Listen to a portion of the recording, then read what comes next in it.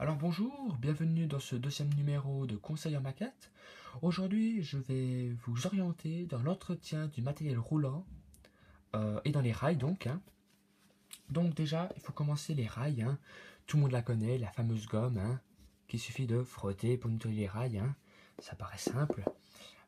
Du coup, donc, dès qu'on y met une machine, si on a nettoyé correctement, celle-ci va donc rouler comme il le faut. Voilà. Alors là, c'est des rails qui viennent d'une réserve, donc elles sont un peu sales, j'ai pas pu bien les nettoyer, mais bon, ça c'est pas l'importance principale. Ensuite, pour nettoyer les roues des machines, alors tout le monde connaît aussi, en tout cas j'espère, c'est le fameux Minitrix. Alors je pense que dans toutes les marques il existe, avec les brosses, vous le mettez dessus, et vous enclenchez, vous appuyez un tout petit peu sans l'écraser, et vous la faites tourner. Alors vous voyez pas grand chose, je suis désolé, mais voilà. Donc là, les roues particulièrement propres. Ensuite, il faut les graisser ces machines. Vous voyez, beaucoup de gens oublient de les graisser.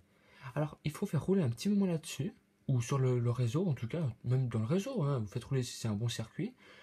Vous l'arrêtez, vous mettez les gouttes ici, ici, ici, ici, très très peu sur les engrenages, ça sert à rien de les noyer, pardon. Et après, avec la chaleur, elles vont se dissiper dans l'axe. Mais il faut faire rouler un bon moment, Alors, vous en doutez, les wagons, peu de gens aussi savent que ça salisse, Mais ça salit énormément, Regardez. J'ai fait une petite différence, Propre, sale. Vous avez vu, c'est noir, c'est brillant, plus ou moins. Donc voilà, Alors, bon, les pires, c'est les petits wagons bas prix. Bon, là, c'est un trick, étonnamment. Mais alors, ceux-là, c'est les pires, les roues en plastique. Alors, ça, c'est encore des roues en fer. C'est bon que je vois. Mais alors, je vous en sors vite un maintenant. Voilà. Là, les roues en plastique, c'est le pire. Ils absorbent tout le chenille. C'est horrible. Alors, après, il existe différents wagons nettoyeurs. Entre autres, celui-ci. Pardon. Il y a celui-ci, de Rocco. Très beau wagon. Alors moi j'utilise pas beaucoup parce qu'il n'est pas vraiment avec l'époque que je veux être et puis je trouve pas vraiment pratique. Mais c'est quand même un wagon qui peut être utile dans les tunnels, tout ça par exemple. Ensuite, pour les roues des wagons, ça n'a pas de moteur donc on peut pas les faire rouler là-dessus. Donc il y a ce stylo que les horlogers vendent, mais il y a quelques magasins qui en vendent. C'est de la fibre de verre, donc attention aux doigts et aux yeux surtout. Vous frottez contre les roues et ça part tout seul. Mais le meilleur c'est pour les aiguillages.